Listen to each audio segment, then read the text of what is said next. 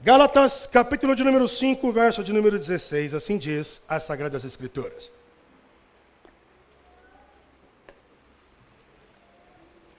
Digo, porém, andai em espírito, e não cumprireis as concupiscências da carne, porque a carne cobiça contra o espírito, e o espírito contra a carne. E estes opõem-se um ao outro, para que não façais o que quereis. Mas se sois guiados pelo Espírito, não estáis debaixo da lei, porque as obras da carne são manifestas, as quais são adultério, fornicação, impureza, lascívia, idolatria, feitiçaria, inimizades, porfias, emulações, iras, pelejas, dissensões, heresias, invejas, homicídios, bebedice, glutonarias e coisas semelhantes a estas, acerca das quais vos declaro, como já antes vos disse, que os que cometem tais coisas não herdarão o reino dos céus.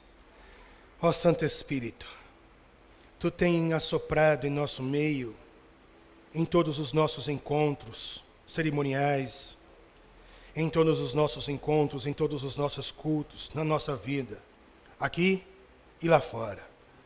Te peço no nome de Jesus Cristo, Espírito Santo, continue falando conosco.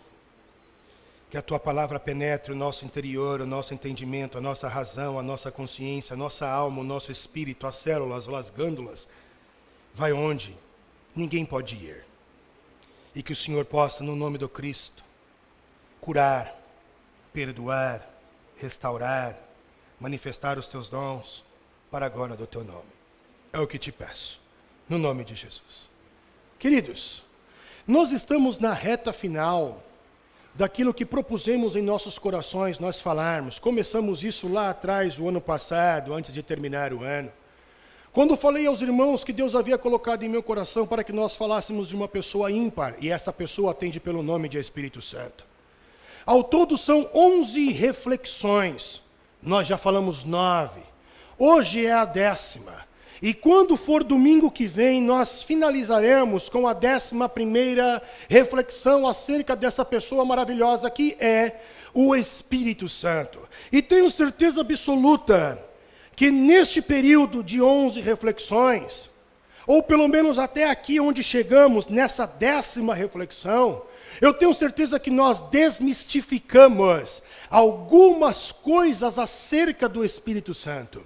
Outras coisas nós aprendemos, crescemos, entendemos, ficou mais notório, ficou mais visível, ficou mais entendível a pessoa e a ação do Espírito Santo.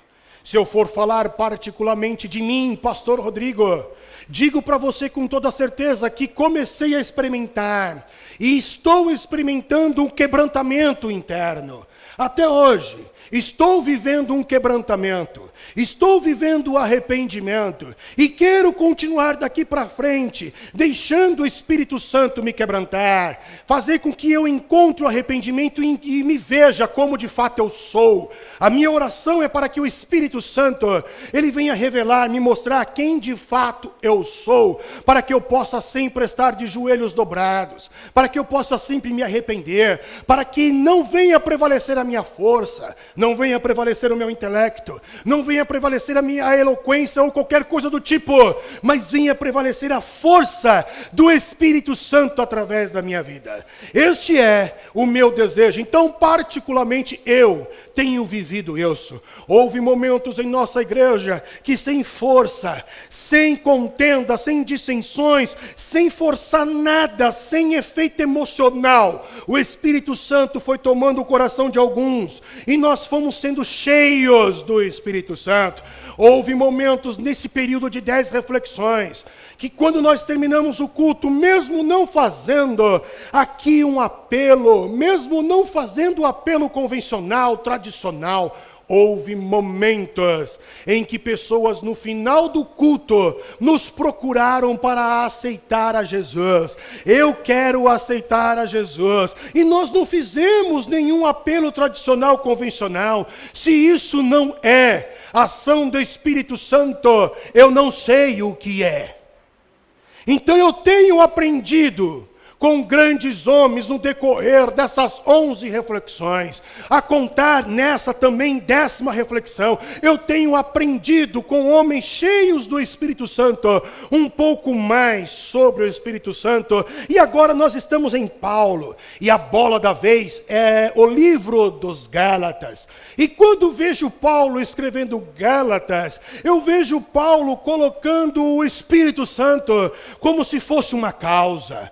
E a ausência desta causa vai promover algumas reações, terá alguns efeitos, do mesmo jeito que a presença desta causa, chamada Espírito Santo, também vai promover algumas ações, também vai promover alguns efeitos. Então, Paulo coloca em Gálatas o Espírito Santo como sendo uma causa. A ausência promove efeitos negativos e a presença promove efeitos positivos. Quando olhamos para Gálatas, Gálatas é um livro encantador. Porque quando olhamos para Gálatas, nós vamos ver que Paulo não escreve somente a uma igreja. Diferente de Éfeso, Colosso, Corinto, Roma. Paulo não escreve somente a uma igreja. Paulo está escrevendo a uma região. Tanto que o próprio Paulinho, no capítulo de número 1, verso de número 2, assim escreve: e todos os irmãos que estão comigo, as igrejas da Galácia. E todos os irmãos que estão aqui comigo, vendo eu escrever esta carta, estão saudando vocês. E nós estamos saudando a região da Galácia. É como se Paulo estivesse escrevendo uma carta a São Miguel Paulista. E em São Miguel Paulista nós temos várias comunidades cristãs, várias igrejas, várias denominações. E Paulo endereçasse essa carta com o título São Miguel Paulista. Paulo está querendo dizer, esta carta serve a todas as igrejas que compõem São Miguel Paulista, Gálatas. Ele é encantador porque as igrejas da Galácia são descritas por Lucas em Atos dos Apóstolos, capítulo de número 13 e capítulo de número 14. Atos 13 e Atos 14 revelam quais são as igrejas que Paulo direciona esta carta de Gálatas. Gálatas, segundo alguns historiadores, é o livro mais antigo do Novo Testamento. E poderíamos dizer que ele é lindo porque é vibrante, porque é vívido. Quando você lê a narrativa, o enredo de Gálatas, Paulo, ele é um apologeta. Ele está fazendo uma defesa da fé cristã. E ele é muito enérgico nessa defesa. Por isso, vívido, viva a carta. É uma carta muito viva, eficaz e enérgica, porque Paulo está defendendo a liberdade cristã que Cristo garantiu a todos nós. E ele faz isso de modo enérgico, ele faz uma defesa enérgica. Esta carta, ela tem como um cerne por detrás a liberdade cristã. Tema de Gálatas: liberdade cristã que Cristo nos concedeu.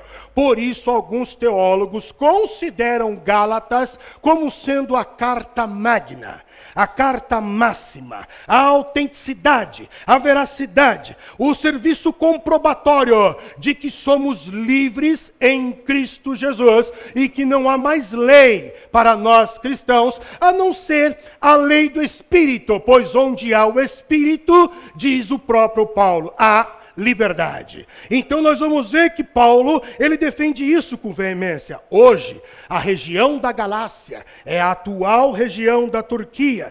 E o versículo de número 16 de Gálatas 5 era o predileto de um grande homem, Martinho Lutero, reformador, grande homem que revolucionou o mundo com a sua teologia, grande homem que influencia até nós. hoje, ele influencia. E o versículo de número 16 do capítulo 5 era o predileto de Martinho Lutero de toda a Bíblia Sagrada. Versículo 16, verso de número 5, que diz: digo, porém, andai em espírito, e não cumprireis a concupiscência da carne. Para Lutero, a vida cristã era muito simples. Se eu andar em espírito, as coisas serão mais toleráveis. O peso será mais leve. Eu evitarei outras coisas e ainda praticarei outras que devem ser praticadas. Ponto final. Esta é a lógica de Martinho Lutero. Esta é a ênfase de Martinho Lutero. Simples, simplória. Andando em espírito, evito isso, pratico aquilo e tudo se torna mais fácil. Essa é a ideia. Partindo desse pressuposto, entendo que Martinho Lutero está nos revelando, e Paulinho está nos demonstrando, que os versículos de 16 a 23 é um axioma. Repito, Gálatas capítulo 5, verso de número 16 ao 23, é um axioma. É isso que Paulo está mostrando e Martinho Lutero confirma. E o que é um axioma? Um axioma é uma premissa necessária. Vou traduzir. Um axioma é uma lógica necessária. Por lógica entendemos, tenho o Espírito Santo, eu não faço isso, é lógico. Se eu tenho o Espírito Santo, eu vou fazer aquelas outras coisas. Então, quem não tem o Espírito Santo, pratica o que Paulinho descreveu como obras da carne. É lógico, não tenho o Espírito Santo, eu pratico obras da carne. Eu tenho o Espírito Santo, eu pratico outro tipo de obra. É lógico, é máxima. Axioma, então, é lógica necessária. É uma máxima necessária. É uma sentença necessária. Então, se os versículos do capítulo 5, de 16 ao 23, é uma lógica necessária, vamos entender isso trazendo para o nosso contexto. Se eu tenho o Espírito Santo, então eu não cometo adultério. É simples. Se eu tenho o Espírito Santo, eu não vou fornicar. Se eu tenho e ando em espírito, eu não serei impuro, jogando todo o meu lixo tóxico em cima de todo mundo, deixando o ambiente ruim, maltratando pessoas, eu não serei impuro. Porque Jesus diz que o que entra no homem não contamina.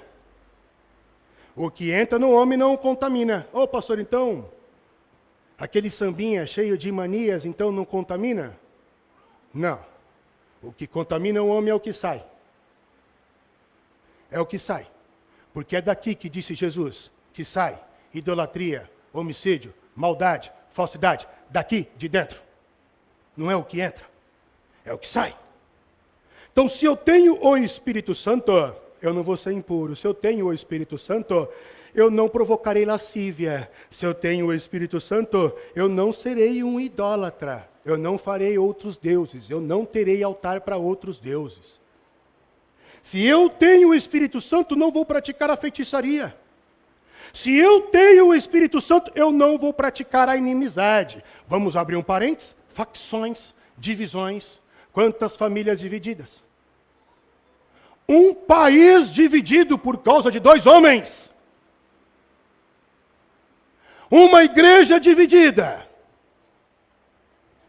Se eu tenho o Espírito Santo, eu não provoco inimizade, eu não provoco facção, eu não provoco crime organizado.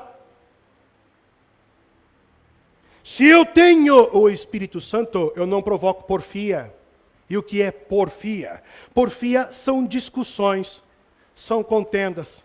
É só olhar o quadro das famílias. Como é que andam as famílias? Não tem diálogo, tem discussões. Não tem conversa, tem intriga, tem ataque. Se eu tenho o Espírito Santo, não provoco, por exemplo, emulação. E o que é emulação? É o sentimento de superioridade em relação ao outro. Eu não provoco emulação. Se eu tenho o Espírito Santo, eu não vou dar vazão à ira. Eu não vou provocar pelejas. Eu não vou provocar dissensões. Eu não vou fazer heresias. Eu não vou ser invejoso. Quantos crentes invejosos? Se eu tenho o Espírito Santo, eu não vou cometer homicídio. Essa ideia de que, você não me conhece, eu vou apagar, você não sabe de onde vim. Síndrome de Deus, achando que tem poder sobre a vida e a morte. Quem vive e quem não vive sou eu que determino. Se eu tenho o Espírito Santo, eu não provoco homicídios. Se eu tenho o Espírito Santo, eu não vou me deixar ser levado pela bebida. Porque existem pessoas que não conseguem festejar pelo outro. Festeja bebida, não tem festa. Existem pessoas que não conseguem festejar pelo motivo do outro. Tem que ter bebida, se não tiver bebida, não tem festa. Motivo enganado. Motivo errado. E tem aquele tipo de pessoa que tem que beber para cair, pois se não cair, significa que não bebeu. Eu não bebi hoje, não caí. Esquece que está cozinhando as células, acabando com o corpo, com os neurônios.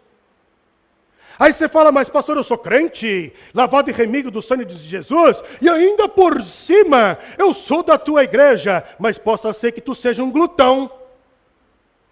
Se eu tenho o Espírito Santo, eu não pratico a glutonaria. Então a lógica ela é extremamente simples. Se eu ando em espírito, o axioma é simples. Eu não vou praticar nada disso. Mas se eu não ando em espírito, eu vou praticar parte disso ou tudo isso. E é aí que eu consigo compreender algumas coisas em nosso mundo. É aí que eu consigo entender por que existe tanta violência no mundo, na nossa sociedade. Não deixa você e eu dormirmos em paz, vivemos em paz, temos receio. Por isso trancamos a casa, colocamos alarme, rastreador e outras coisas no carro. Tem alguns que fazem até seguro do celular. É um cabimento, existe isso, meu Deus, fazer seguro de celular. Mas por que fazemos? Por causa do alto índice de violência em todos os aspectos, seja ele verbal, emocional ou físico. Estamos no emaranhado da violência da nossa sociedade. Brasil é um país extremamente violento, mais violento do que muitos países que estão em guerra. Mais violento do que muitos países que estão em guerra. Mas por que existe tanta violência? Porque não estamos andando em espírito. E aí eu quero dizer para você que quando eu falo nós não estamos andando em espírito, eu não estou falando meramente de cristãos. Pois se a raça humana se voltar para Deus, Deus sara a terra. É aí que eu consigo entender, por exemplo, por que existe tantas pessoas passando fome, morrendo por causa da fome, e isso não toca a gente. Eu vou te dar um exemplo. Na sua conversa com seus amigos, você pode falar do Corinthians, você pode até xingar o teu marido, falar mal da sua esposa, falar dos filhos que dão trabalho, mas ninguém fala das mortes de fome. Nós não sentimos. Dentro da ciência existe a chamada teoria da evolução.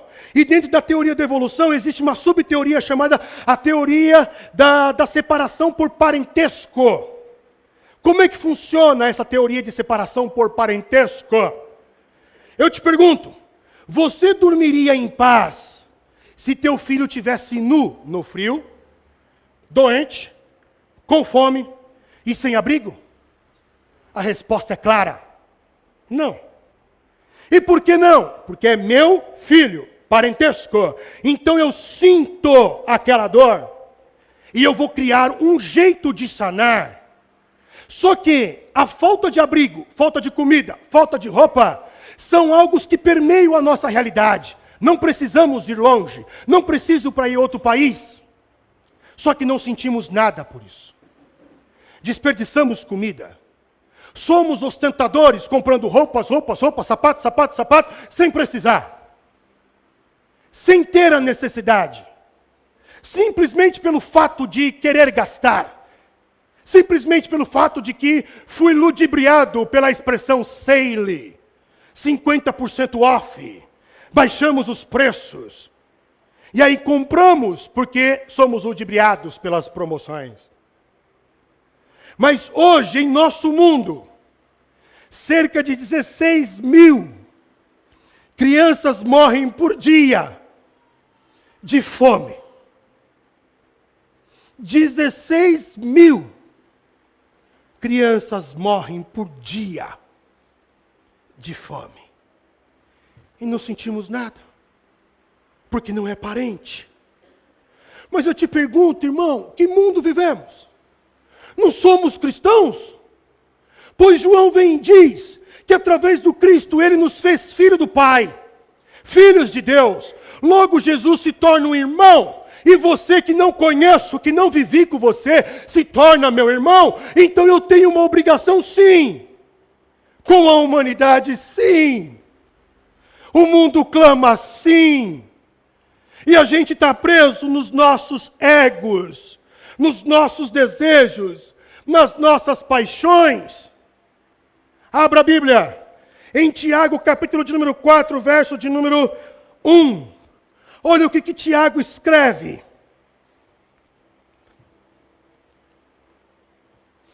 De onde vêm as guerras e pelejas entre vós? Por que é que vocês, cristãos, estão guerreando? Porventura não vem disto, a saber dos vossos próprios deleites? Que os seus membros guerreiam para satisfazer as vontades? Cobiçais e nada tendes. Matais, lutais, trabalhais muito. E sois invejosos, desejando o que o outro tem. E nada vocês estão podendo alcançar. Combateis e guerreais e nada tendes, porque não pede, pede porque não recebe, porque vocês estão pedindo o mal. Por que vocês estão pedindo? Qual que é o objetivo de pedir? Para satisfação de deleite. É esse o evangelho que se é pregado no Brasil.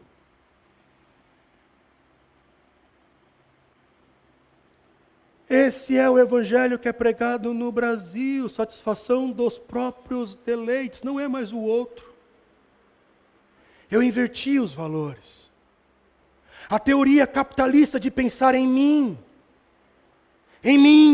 ter para mim, eu, entrou na igreja, e agora a gente não vive mais o nosso, Pai nosso, pão nosso, perdoa as nossas, não, Pai meu, pão meu, perdoa a minha. É assim que nós vivemos.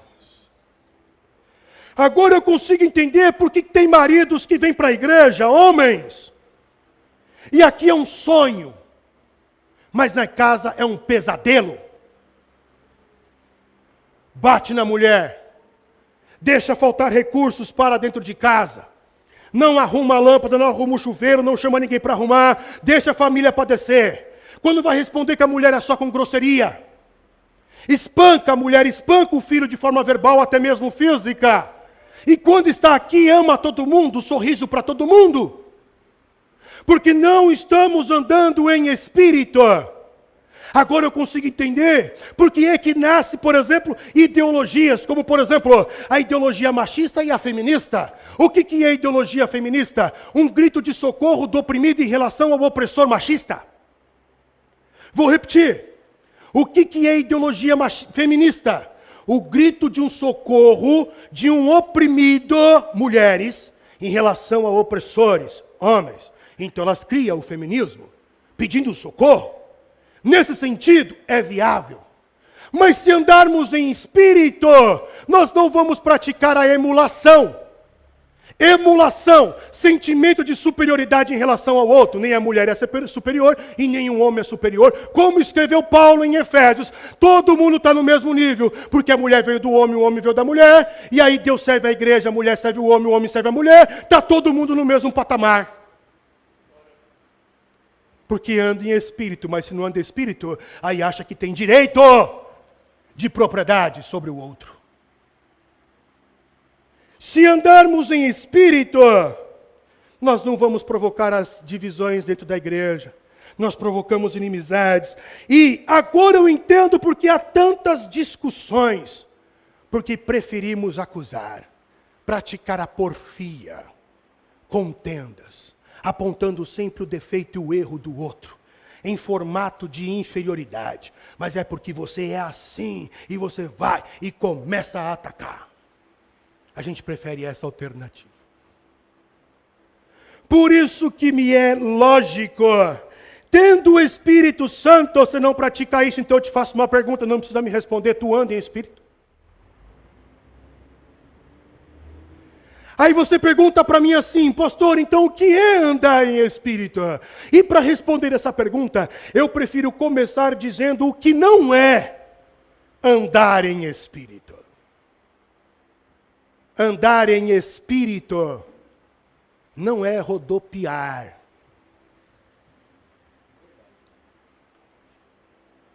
Vou repetir. Andar em espírito não é rodopiar. Andar em espírito não é falar em línguas estranhas de modo desenfreado, como você vê no Reels aí, que parece que tem um diálogo. É não sei o que, não sei o que, não sei o que, não sei o que, não sei o que, aí falando em mistério com não sei quem que está aqui. Não é falar em língua de modo desenfreado. Paulo ensinou que falar em língua é um dom, temos que buscar. Língua de fogo representa poder do Espírito Santo. Ok, tem que ir atrás, mas só serve para edificar a si mesmo. O que adianta no Reels eu ficar falando que ninguém está entendendo? Isso não é andar em espírito. Andar em espírito não é sapatear por aí e ficar voando. Andar em espírito não é ser alienado desta realidade. Porque se tem um povo que é alienado dessa realidade, é crente. Que ele cria camadas espirituais. A chamada espiritosfera. Como eu sou santo, eu não vivo nessa realidade. Eu vivo num patamar diferente. Eu vivo superior a isso. Deixa eu te falar uma coisa. Cristão santo. Não existe espiritualidade fora dessa realidade. E eu vou repetir isso, porque isso vai para o Instagram, essa frase. Não existe espiritualidade fora dessa realidade. E eu provo para tu. Vamos ler o versículo 22 de Paulinho, por isso que eu amo esse cara. Paulinho era o cara. Vamos lá, verso de número 22. Paulinho deixa evidente os frutos do Espírito. E estes frutos, e nenhum deles é para se viver na espiritosfera. Vamos ver? Paulinho diz, mas o fruto do Espírito é amor. Eu te pergunto, se eu vivo na câmara da espiritosfera, porque sou muito santo, alienado dessa realidade, e lá no céu, no perfeito, eu tenho que aplicar o amor, já denota que lá não é perfeito. Pois eu só posso amar e demonstrar o amor no ambiente onde há ódio, vingança, falta de perdão. E onde é que há o ambiente de ódio, vingança, falta de perdão? Nesta realidade. Não é o que disse Jesus? Santifica o teu nome, Pai. Assim na terra como é no céu. O que Jesus está querendo dizer? Aí as coisas funcionam perfeitamente. Aqui não. Então aqui a gente tem que mostrar quem nós somos. Aqui a coisa é bagunçada. Aqui o teu nome é profanado. Então o amor é para esta realidade, não é para o céu. Eu te convido a comprar uma passagem, sair de lá e vir para esta realidade. Então não precisa de você ficar vivendo na espiritosfera. A verdadeira espiritualidade, ela vive nessa realidade. Paulo continua, porque o fruto do Espírito é o contentamento. Por contentamento chamamos de satisfação, plenitude. E onde é que eu devo exercer a plenitude? No céu, onde tudo é pleno? Ou nesse lugar de vazios, de pessoas com vazio na alma, com buraco, que não conseguem entender o propósito da vida, o sentido da vida? Que está buscando isso, está perdido, clama dentro da alma, o Espírito grita, a alma grita, vazio. E se você é contente, tem contentamento, é pleno, satisfeito, é nesta realidade que você tem que mostrar. Paulinho ainda diz, paz. O fruto do Espírito é a paz. E eu fico pensando, se eu tiver que exercer a paz na espiritosfera, o céu não é interessante, porque me parece que ele é um mundo como este. Se lá não tem amor, lá não tem contentamento, tem vazio, lá tem guerra, para que eu vou para o céu? Não quero. É a mesma coisa que aqui. Deixa eu aqui. Mexe com quem está quieto não, Jesus. Deixa eu aqui. Lá é um lugar pleno, santo, não tem essas deformidades. Então onde que eu exerço a paz e não a porfia? Aqui. É aqui que eu tenho que evitar as discussões, cortar as reclamações, colocar um ponto final naquela discussão que não tem fim, que não leva a lugar nenhum. É só ataque. Paulo ainda diz da benignidade, da bondade, fazer o bem e ser bom. Eu preciso fazer bem e ser bom no céu? Se eu já entrei lá é porque eu estou garantido, né? Fui confirmado na santidade. Preciso fazer mais nada? Ou lá ainda vou evoluir, como algumas religiões dizem, que ainda vou evoluir lá. Não vou evoluir lá. Bondade, benignidade é aqui. Fé. Eu vou precisar exercer fé no céu, aí eu tenho que ter fé para conversar com Gabriel, com o arcanjo, ver Deus aqui no céu. Onde é que eu tenho que exercer fé? É aqui onde há problemas, dificuldades, falta de milagre. É aqui. Então todos os frutos do Espírito são para essa realidade. Por isso, grave isso, não há espiritualidade fora dessa realidade. Por isso eu posso te afirmar com toda certeza, o verdadeiro espiritual é o que anda no caminho do Espírito. Vamos entender então o que é o caminho do Espírito, o que é andar em Espírito. O que é andar em Espírito? Quando Paulo fala em andar, eu acho que ele está resgatando uma tradição judaica. Pois a expressão andar, no judaísmo, significa caminhar pelo caminho correto. A expressão andar no judaísmo denota trilhar, peregrinar no caminho correto. E qual é o caminho correto para um judeu? O caminho da lei. Levíticos 26, verso de número 3. Levíticos 26, verso de número 3. Se andardes nos meus estatutos e guardardes os meus mandamentos e os cumprides, aí ele vai começar a prometer um monte de coisa. O caminho perfeito, o caminho da peregrinação correto é o caminho da lei. Só que Paulo escreve em Gálatas que nós não estamos mais debaixo dessa lei de Moisés. Mas existe uma outra lei, a lei do Espírito, a lei da liberdade cristã. Então qual é o caminho do Espírito que eu tenho que andar? O caminho da liberdade, ok. Mas qual é o caminho da liberdade? Aí Paulo começa a falar: amor, contentamento, paz, longanimidade, benignidade, bondade, fé, mansidão, temperança.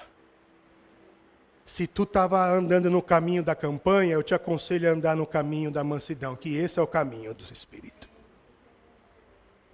Se tu estava andando no caminho do rodopiar, do sapatear, eu te aconselho a andar no caminho da paz, porque esse é o caminho do Espírito. O verdadeiro homem espiritual é o homem que anda neste caminho. Andar em espírito. Me parece que Paulinho está falando de intimidade. Porque as características do caminho do Espírito, amor, paz, benignidade, bondade, temperança, etc., Paulo caracteriza como fruto. E o fruto, ele é o resultado de um crescimento sadio de uma árvore. Logo, a relação da árvore com a terra, a relação da árvore com o oxigênio, a relação da árvore com a água, faz com que ela cresça forte e com isso dê fruto. Em outras palavras, andar em espírito, andar no caminho do Espírito, é ter relacionamento e intimidade com o Espírito Santo, pois estando nele, eu vou gerar estes frutos que é o seu caminho. Não estando nele, eu não vou gerar nada disso, a não ser problemas e frutos da carne. Eu concluo as minhas palavras dizendo que o mundo está doente. O mundo está doente, o diabo conseguiu enganar a igreja. Conseguiu enganar a igreja de tal forma que nós confundimos o Espírito Santo com o movimento. Confundimos a ação do Espírito Santo com movimentos. E aí a gente fica preso no nosso eu e nos movimentos. E esquecemos da intimidade. Nós buscamos tanto movimento, que o movimento nada mais é do que a supervalorização do dom. Eu vou repetir. Os movimentos que acontecem em nossas igrejas, nada mais são do que supervalorização do dom. E eu vou te dar 3 exemplos de pessoas na Bíblia que vão supervalorizar o dom e se deram mal. Primeiro, Sansão supervalorizou o dom, se deu mal. Davi supervalorizou o dom e a espada nunca saiu da casa de Davi. Salomão supervalorizou o dom e quase se perdeu. No final de suas vidas que ele volta para Deus.